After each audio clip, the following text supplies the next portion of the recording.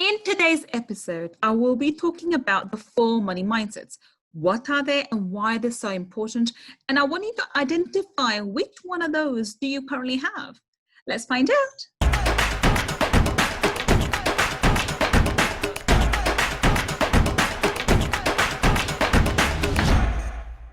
So let's talk about why am I talking about money mindset, and why is mindset so important anyway?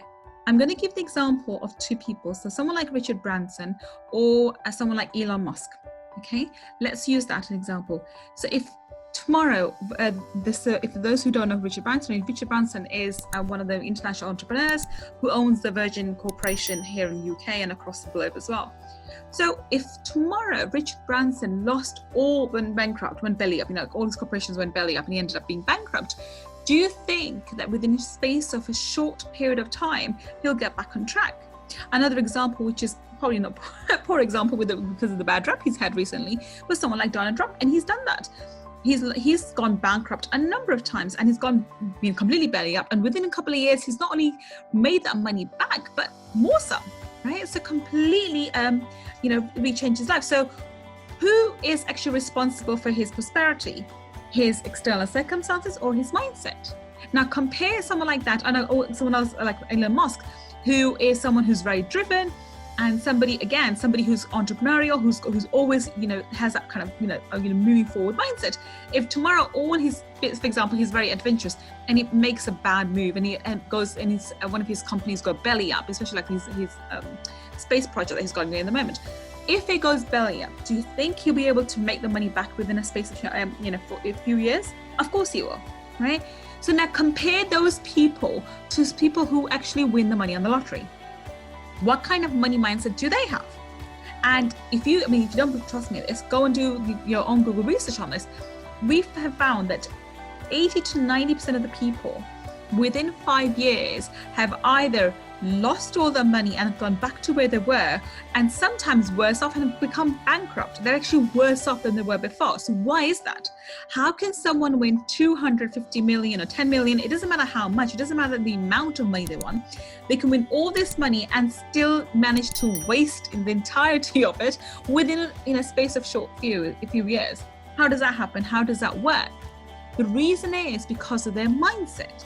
Now, if your mindset is set in a category, which I'll describe in a bit, which I will classify as poor or comfortable, whatever else, if you are stuck in those sort of mindsets, then the amount of money you get will not matter, because it doesn't matter how much money you get, you will actually get rid of it. And vice versa. So even if you lose all your money and tomorrow you have nothing, you're starting from sub-zero. You get zero, you're starting from sub-zero with debt. You crawl your way out of it, and you make a way to get all of that money back and some. And this is all dependent on your mindset. Now, this is why mindset is so important. If you don't have the right mindset and you're trying to make money, you're going to be chasing your tail. You're going to find that you go for one project and that fails, or you sort of come to the first or second obstacle and you either give up, or you become disheartened, or you slow down, or you manifest a situation which genuinely takes you away from that project. You either fall ill or family emergency happens and so forth. There's always a genuine excuse. But my point is, those genuine excuses are manifestations of your subconscious mind trying to make sure that you don't change the status quo. You don't want to change the situation. You don't want to change the environment. And therefore you keep seeing where you are. Okay. Now, this I found with a number of people that I work with, and I'm not speaking from my own experience. I'm speaking from people. I think my client's experience is better than my own. I have a number of people who are absolutely amazing entrepreneurs. They're amazing, talented people. They have the skills, they have the talent, they have the abilities. The reason why they've not been successful up until they've met me was because of their mindset and their energy around money. So I don't teach business skills. I don't teach strategies on how to build a successful business, even though I have a very successful business online and so forth. I don't teach those strategies because that's not my area of expertise. My area of expertise lies within money and money mindset. And those are the tools and strategies I give to my clients.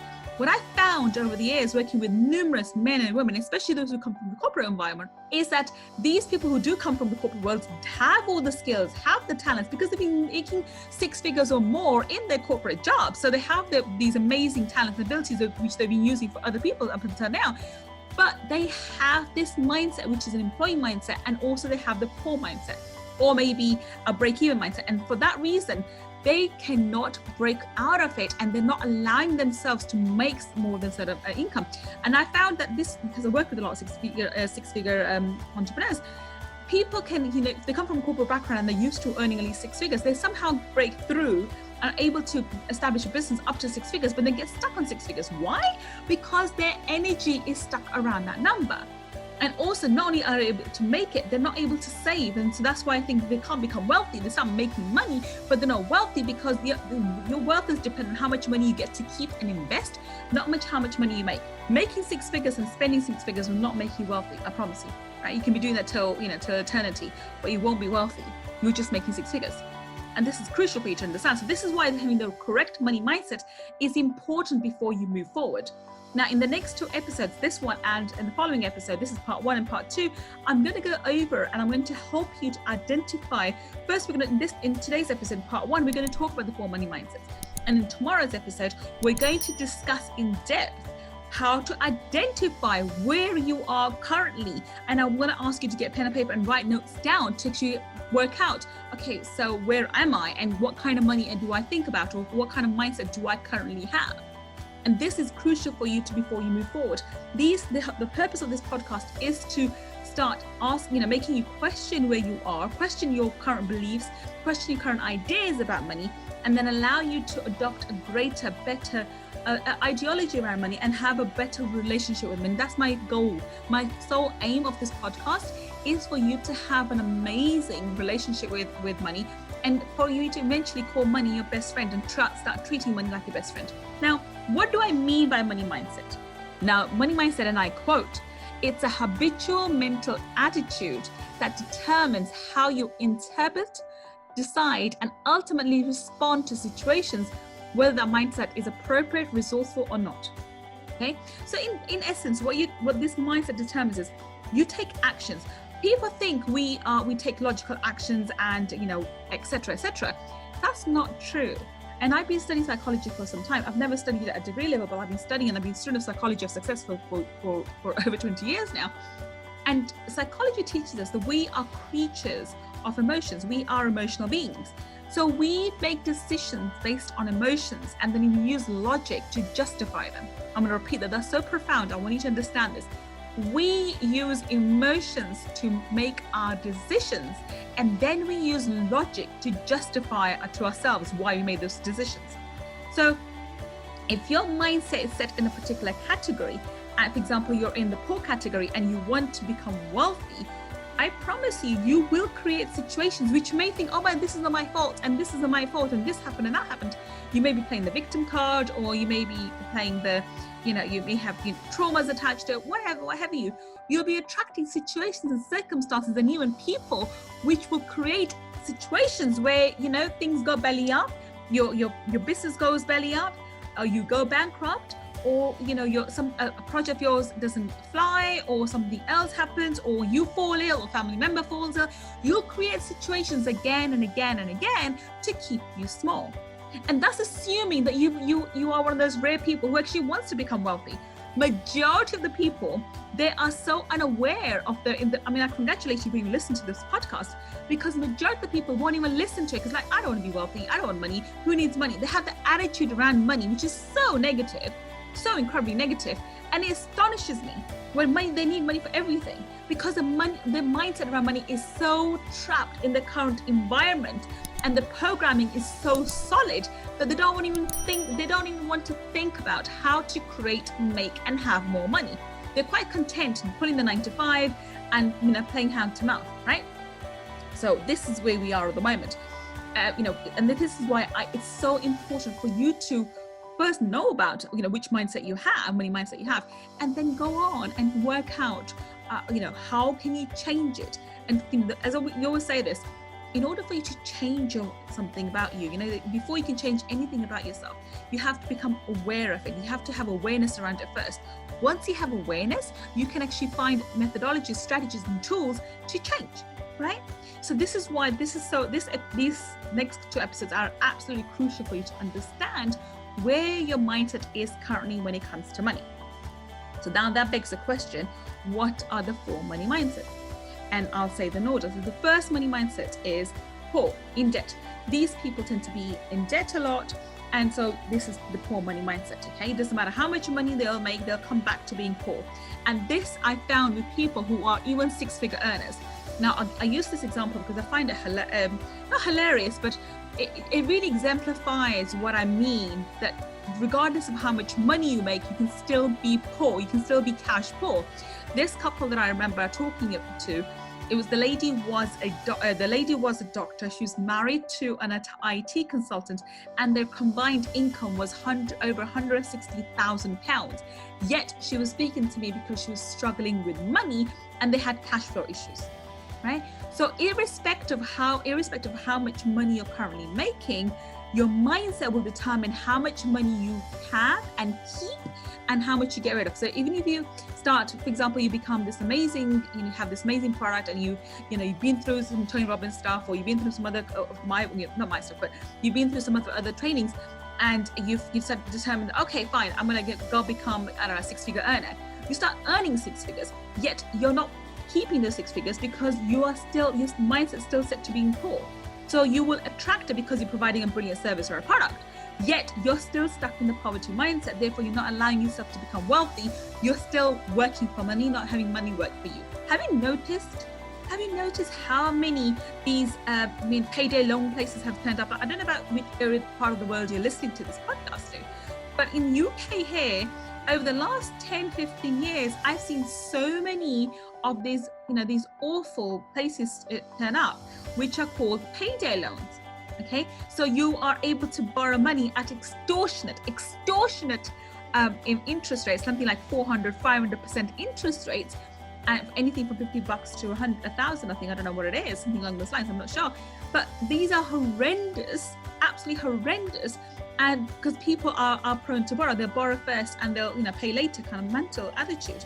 So these people are driven to borrow and spend. Okay, they spend all of the money they get by the time before they get, they've already spent it. They've either spent it by borrowing, or they've already allocated all of the money that's coming to them. So that's a poor money mindset. And you get example of that.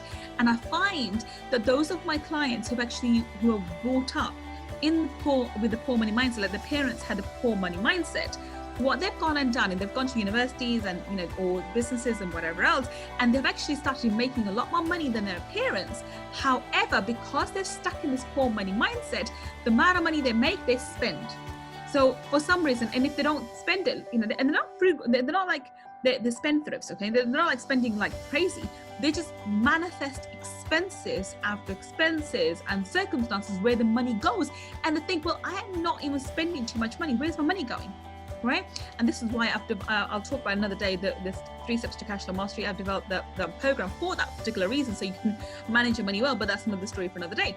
This is why it's so important for you to know where every penny of yours is going, so that not that you're a penny pincher, but so that you're spending wisely, and you're not just manifesting expenses to get rid of excess money because you're not comfortable having it. Okay, coming back to the point I made earlier in one of the earlier podcasts, your subconscious mind is designed to keep you safe, and keeping safe means keeping the status quo. It's not designed to make you happy. So if you think you're gonna, making money will make me happy, if your subconscious mind doesn't think that, if it thinks change is uncomfortable and keeping your status quo will keep you safe, it will make sure to attract every sort of situation to you, which would make sure that you stay in status quo, which may be that through sheer hard work or luck or whatever you want to call it, you're able to attract money, but you're not able to keep it. Okay, there are 2 parts to money: attracting money and then keeping it. A lot of people using the law of attraction are able to attract money. Where they fail and where the shortfall comes is keeping it. The next money mindset, okay, is the break-even one. Now, the break-even are driven to cover their expenses. So these are the people who know, okay, I've got that rent to pay, I've got that mortgage to pay, I've got that car, HP, the leases on that, or whatever they got, the monthly payments on that, and I've got this insurance, and I've got etc. So they have all these numbers down. They budget it really well, and they, first of all, as soon as the money comes, they spend it all on their expenses. That comes first, and whatever's left over, nothing's actually saved, and they just spend the rest. So regardless of how much for these people as well, regardless of how much money they make, they're driven to spend. I have a cousin who's like this, and she's an amazing human being. I love her to bits. But she's very frugal. She'll find the best deals and she'll do whatever. So she makes decent money, and she'll make that money go far because she'll get all these deals. But the point is, she will not save. She will spend everything. But her attitude to money as well, money's not important to me. And that's when she says it. And I've said this to her, that this is a limiting belief. But anyway, we have arguments there and there. So that's another story for another day too. But these people are, people who make sure they're sensible. Then they think they are being sensible with money, and they think they budget really well because they cater to all their needs first, make sure they make all their commitments first. But anything's left over, even a pound, will go to spending on whatever. And it surprises me how often and how many people, especially those who are in corporate worlds and six-figure earners, doctors, lawyers, and so forth, they do this a lot. Okay, so for them, savings are only for specific items. They will not save, for example, for an investment plan or whatever else. They usually think, okay, saving to go on holiday, saving to go to buy a car, saving for maybe to put a down payment or a deposit on a house or an apartment, but that's it. It's not anything that, because I have money, I want to save. I've met more expenses, let me save the rest. They don't think like that. So that's number two. The third one are those who are comfortable. Now, people who are comfortable are driven to save. Okay, people who are comfortable make sure that the income is, quite a lot higher than their expenses. They keep the expenses as low as possible. These people are very frugal, and they are driven to save. Every money that comes to them, they put a portion of it, and a large portion of it, to saving first. Now they live on the rest, and they make sure that they, regardless of how much money they have, they'll have the simple cars.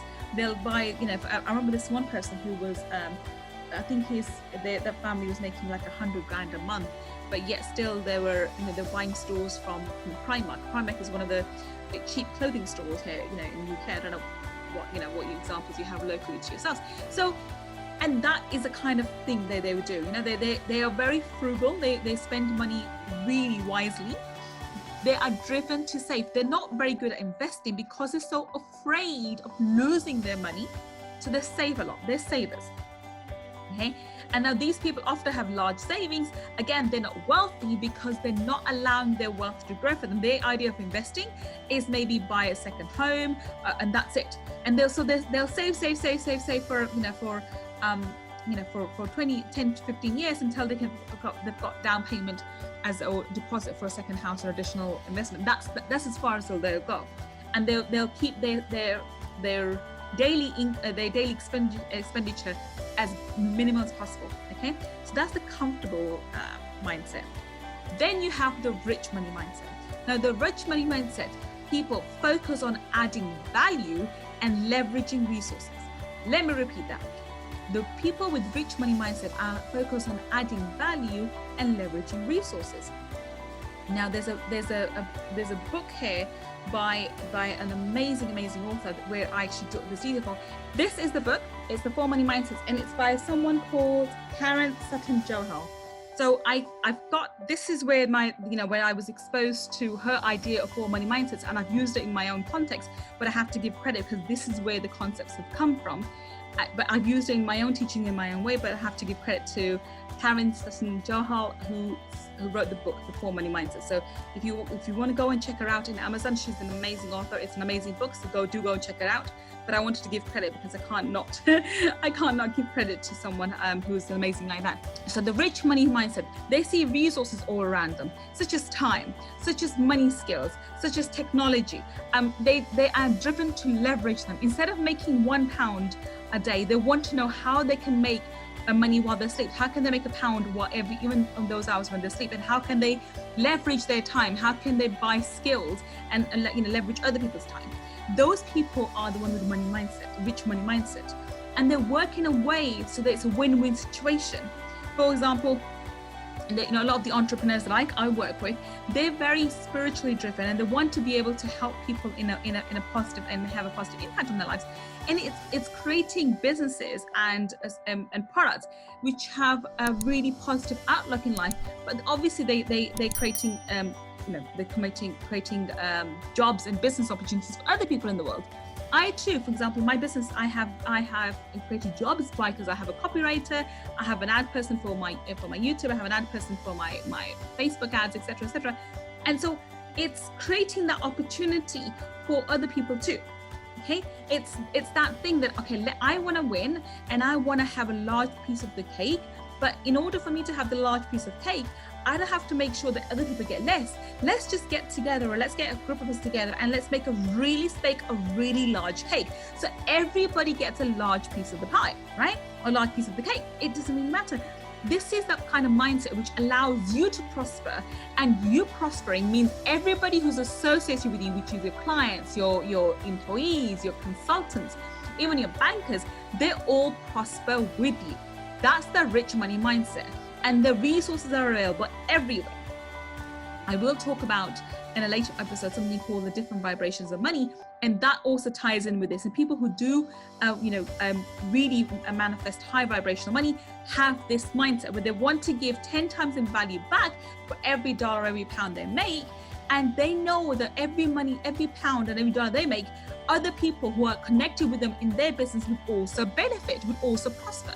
So not just I'm making my millions. Everybody who's working with me is also becoming a millionaire, and they're also prospering, and they're also developing, and they're also growing.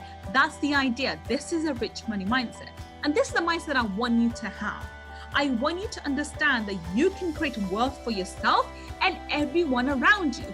You can create it by being an example, because you're maybe the first one who becomes wealthy in your family. But not just that, anybody who comes to work with you, anybody who's associated with you would also prosper, because as your business grows, as you grow, they will grow with you, and they will actually get a bigger chunk of the pie, because the pie gets bigger and they get bigger profits, and so forth. Does it make sense? Right? Really, really important for you to understand the whole concept of, why having a rich money mindset is so important. Now, if you're somebody who's, who thinks that, this sounds really good, but how do I know, what money mindset do I have? What's, and why is this, how is it impacting me? Is it impacting me in a positive or negative way? And how do I determine that? Is it my mindset that's holding me back?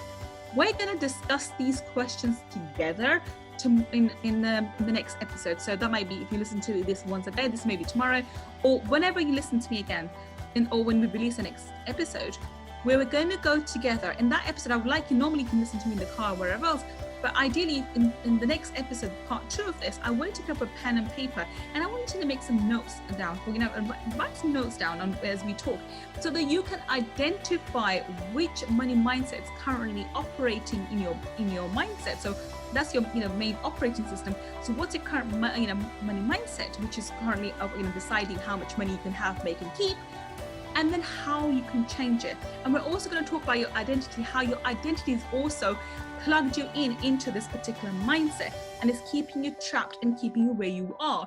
And it may be keeping you in a situation that you don't even realize it's become your paradigm. You don't even realize you're trapped and stuck in this situation. You just maybe believe this is how things are, or maybe I just can't get out of the situation, or people like us just can't prosper, or maybe you're blaming your location. Like for example, I know a lot of people, because my parents are from Pakistan, and I know my cousins say to me, "Oh, you're in England, so you're lucky. We're stuck in Pakistan. We don't have the opportunities."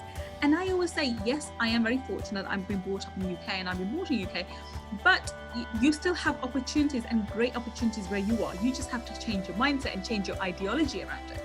So let's explore that together tomorrow, and make sure you join me tomorrow with a pen and paper.